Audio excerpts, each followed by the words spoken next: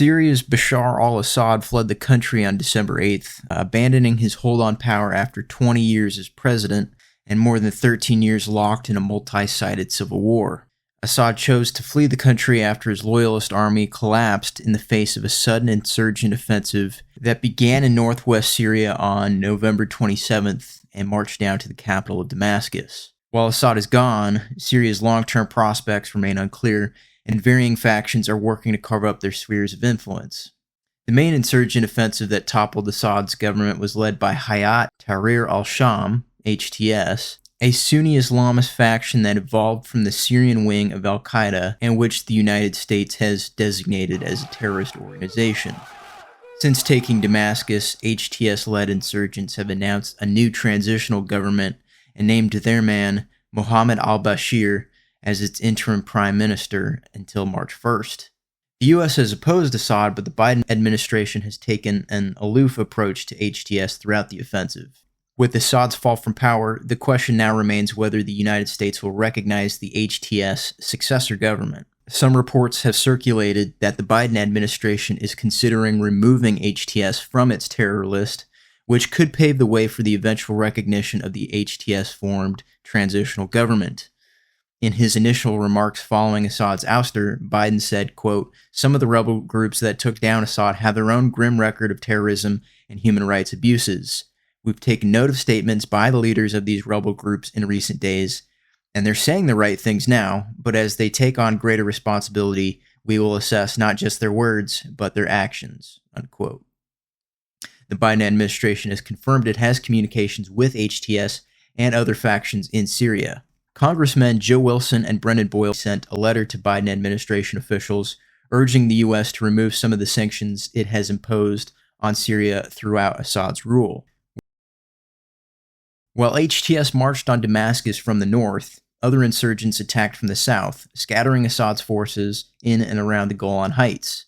Citing concerns about the security situation around the Golan Heights, Israeli forces have advanced into parts of southwest Syria.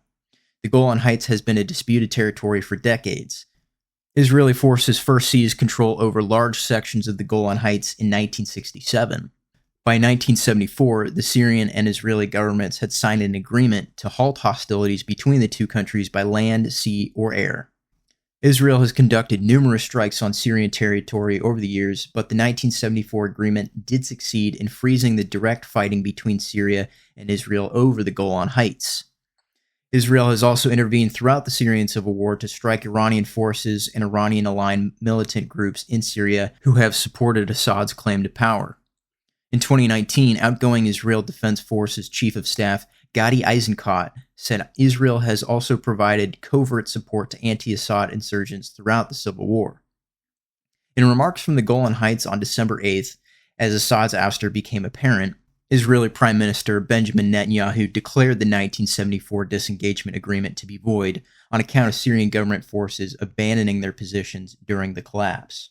Netanyahu said, quote, "We gave the Israeli army the order to take over these positions to ensure that no hostile force embeds itself right next to the border of Israel," unquote.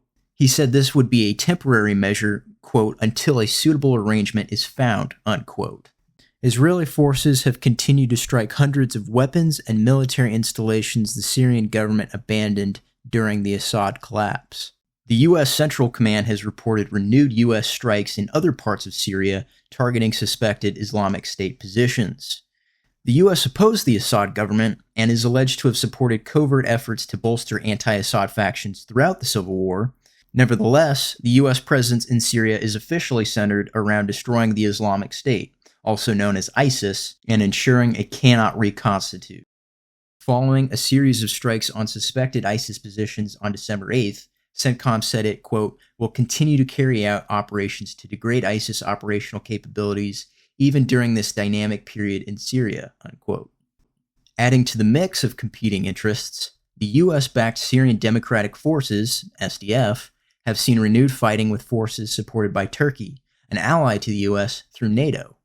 The predominantly Kurdish SDF have reported clashes with Turkish-backed forces in parts of northern and eastern Syria in recent days. The Syrian National Army, SNA, a Turkish-backed force, also worked alongside HTS in the recent march on Damascus. The Turkish government considers various Kurdish factions to be terrorist groups, including the YPG, which is a component of the SDF.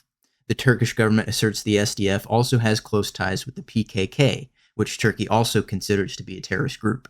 The US has designated the PKK as a terrorist group, but maintains a more ambiguous relationship with the YPG through its support for the SDF. Asked about the fighting between Turkish and SDF forces in Syria this week, White House National Security Council spokesman John Kirby said Turkey does have a legitimate counterterrorism interest in Syria, while the US also has an interest to work with the SDF to fight ISIS. Kirby said the US-SDF partnership will thus continue, but he said the US is preparing conversations with the Turkish government about these conflicting interests. Kirby said, quote, "We have been in close contact with the Turks about this, and certainly remain in close contact with the Syrian Democratic Forces about trying to make sure they stay focused on the counter-ISIS mission that we partnered with them on."